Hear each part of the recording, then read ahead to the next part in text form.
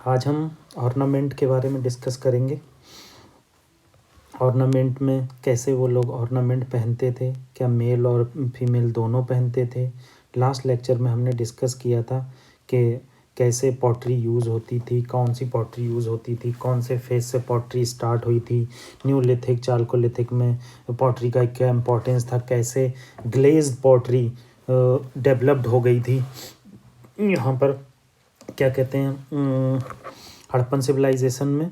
तो ऑर्नामेंट में डिस्कस हम करते हैं। ऑर्नामेंट ऐसा नहीं है केवल ऑर्नामेंट जो है पत्थर के ही बने होते थे, हड्डी के ही बने होते थे। ऑर्नामेंट डिफरेंट टाइप के जेम्स स्टोन और मेटल, इन चीज़ों से, बोन्स के द्वारा, सबके द्वारा बने होते थे। सबसे important cheese prelim point of view से यही है कि ये मेल और फीमेल दोनों के द्वारा पहने जाते थे।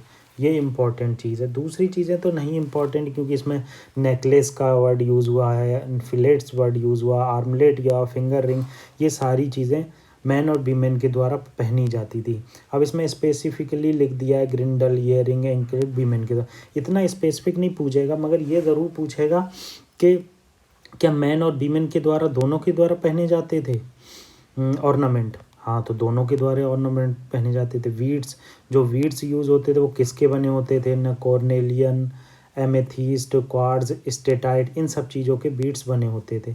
तो जो ये बीड्स की फैक्ट्री का एविडेंस मिला है, जो बीड्स की फैक्ट्री का एविडेंस मिला है, ये हमको चुन्हु-दारो और लोथल में मिला है।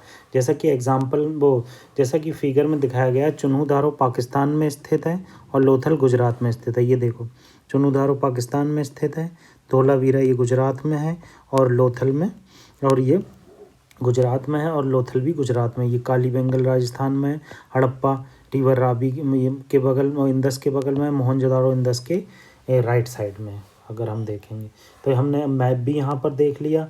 हमने देख लिया कि वीड्स की फैक्ट्री चुन्हु-दारो और लोथल में मिली है। लोथल की अदर इम्पॉर्टेंस भी है। लोथल में एक डॉकयार्ड मिला है, बहुत इंपॉर्टेंट है। फैब्रिक में जो यूज़ होता था, जो कपड़ा पहनते थे, उसमें सबसे ज़्यादा यूज़ होने वाली चीज़ कॉटन और वूल था। आपको सीधा सीधा क्वेश्चन पूछ सकते हैं कि कॉटन क्या इतना डेवलप्ड एरिया था, कॉटन यूज़ होता होगा, वुल यूज़ होता था, वुल यूज़ होता था, कॉटन यूज़ होता था। कॉटन के लिए जो इंस्ट्रूमेंट होता था उसे स्पेंडल और वॉल्स कहते थे। ये है, ये मैंने यहाँ पर स्पेंडल दिखाया। फैशन करते थे, काफ़ी कॉन्शियस होते थे फैशन के लिए, इसलिए इनको बहुत ज़्यादा यूज़ है। ये देखो वीड्स दिखाएं different various ornaments found in Harappan civilisation. ये देखो, आपको हड़प्पन सिविलाइजेशन के बीड्स दिखाएं। अब इन्होंने ये चीज़ बता दी यहाँ पर। ये चीज़ बताने के बाद इन्होंने बताया कि स्कल्पचर और आर्किटेक्चर में बहुत ज़्यादा डेवलप्ड थे हड़प्पन सिविलाइजेशन, तो इसलिए इन्होंने आगे बियर्डेड प्रीस्ट को डिस्कस किया। बियर्डेड प्रीस्ट जो थे, बहुत फेमस स्कल्पचर था इनका, और ये इंडस वैली सिविलाइजेशन में मोस्ट सोफिस्टिकेटेड स्कल्पचर बनाया गया। इसमें सबसे इम्पॉर्टेंट चीज़ ये आप देख सकते हैं, यहाँ शॉल दिखाई गई है। ये शॉल जो है इनके राइट हैंड के ऊपर से जा रही है, वो लेफ्ट हैंड के ऊपर से जा रही है, राइट हैंड के नीचे से होती हुई। कभी कभी पूछ लेता है छोटे एग्जाम में। और वियर जो इनकी वियर्ड दिखाई है, वो आपको क्रॉस करके दिखाई गई है। ऐसे ये रेड सैंड स्टोन से बना मेल टॉर्सो है। जैसे ये मैंने आपको यहाँ पिक्चर डाल दी मेल टॉर्सो की, तो ये भी वहाँ का बहुत स्पेसिमेन है। रॉक स्कल्पचर का बहुत इंपॉर्टेंट स्कल्पचर वहाँ पर था, ये मेल है। आगे हम Mauryan art and architecture start करेंगे। हमारी यहाँ पर हड़प्पन सिविलाइजेशन से रिलेटेड सारी चीज़ हो चुकी है, उसका ओवरव्यू हमने ले लिया। पॉटरी एक लेक्चर बचा है, मैं स्पेशली पॉटरी का स्पेशल लेक्चर लूँगा।